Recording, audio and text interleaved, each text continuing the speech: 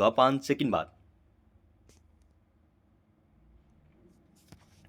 Start.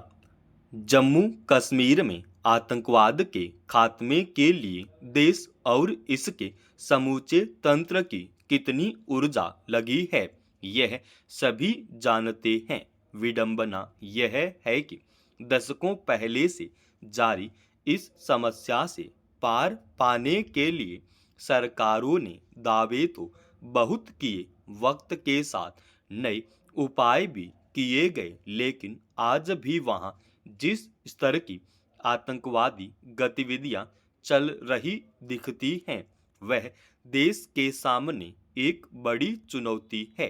गौरतलब है कि हाल ही में सुरक्षा बलों को यह खबर मिली थी कि पाकिस्तान से संचालित आतंकी संगठन जैश ए मोहम्मद के कुछ सदस्य घुसपैठ कर कठुआ के जंगलों में छिप गए हैं। उन्हें आतंकवादियों की तलाश में जम्मू कश्मीर की पुलिस की अगुवाई में अभियान चलाया जा रहा था। इस बीच गुरुवार की सुबह पुलिस बल ने आतंकियों के एक समूह को घेर लिया। इसके बाद हुई मुठभेड़ में सुरक्षा बलों ने 3 आतंकियों को मार गिराया, लेकिन इस क्रम में 3 पुलिसकर्मी भी शहीद हो गए और सेना के 2 जवानों सहित 7 अन्य घायल हो गए। इसमें कोई दो राय नहीं कि जम्मू कश्मीर में सुरक्षा बल और वहां की पुलिस ने आतंकियों से मोर्चा लेने के मामले में हमेशा ही सजगता बरती है और इसमें उन्हें काफी हद तक कामयाबी मिली है।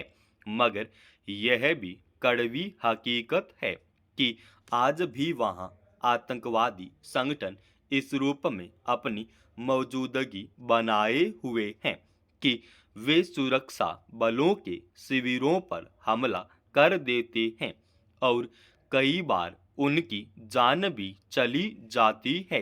सुरक्षा बलों या किसी पुलिसकर्मी की शहादत की घटना दरअसल यह विचार करने की जरूरत को रेखांकित करती है कि आतंकियों से निपटने की रणनीति में क्या किसी बदलाव की जरूरत है।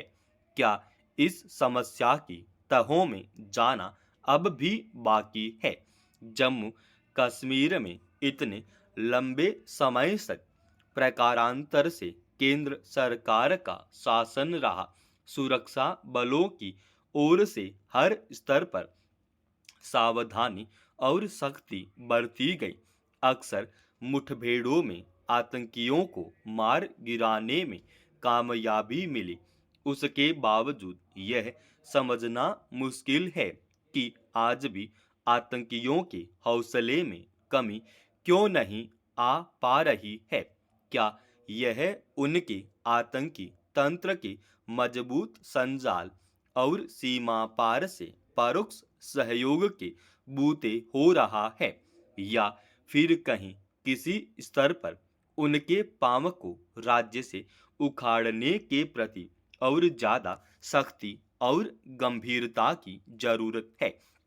जम्मू कश्मीर में राष्ट्रपति शासन खत्म होने के बाद जब लोकतांत्रिक तरीके से चुनी हुई सरकार ने काम करना शुरू किया था, तब उससे उपजी एक उम्मीद यह भी थी कि अब वहां नए सिरे से आतंकवाद के खिलाफ लड़ाई शुरू होगी। मगर अब भी वहां सरकार के कामकाज का कोई ऐसा ठोस असर सामने नहीं आया है जिससे आतंकियों के हौसले पस्त हों। वरना क्या वजह है कि हर स्तर पर निगरानी या चौकसी के बावजूद आए दिन आतंकी संगठन सुरक्षा बलों पर हमले कर देते हैं और उसमें कई जवान शहीद हो जाते हैं। केंद्र सरकार यह दावा जरूर करती है कि पिछले कुछ समय में जम्मू कश्मीर में आतंकवाद में कमी आई है, मगर अक्सर सीमा पार से आतंकियों की घुसपैठ, उनसे सुरक्षा बलों की मुठभेड़, कुछ आतंकियों के मारे जाने के साथ साथ सेना या पुलिस के जवानों की शहादत से यही लगता है कि वहां इस समस्या की जड़ें कायम हैं और शांति फिलहाल दूर की कौड़ी है। बल्कि पिछले कुछ वर्षों में आतंकियों के लक्षित हमलों में प्रवासी मजदूरों के मारे जाने की घटनाओं ने हालात के और जटिल होने को रेखांकित किया है। थाईलैंड और म्यांमार में शुक्रवार को आए भूकंप और उससे हुई तबाही ने एक बार फिर दुनिया के सामने इस चुनौती से निपटने के लिए व्यापक स्तर पर ठोस उपाय करने की जरूरत को रेखांकित किया है।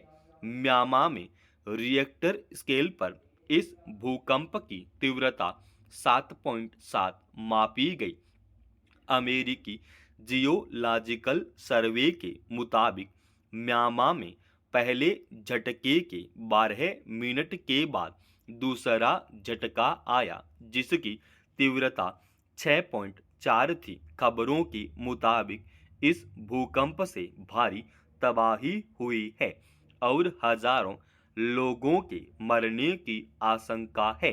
वहीं थाईलैंड की राजधानी बैंकॉक में भी कई इलाकों में इमारतों के गिरने, सड़कों में दरारें आने और पुल के धराशायी होने सहित बड़े पैमाने पर नुकसान होने की खबरें आई।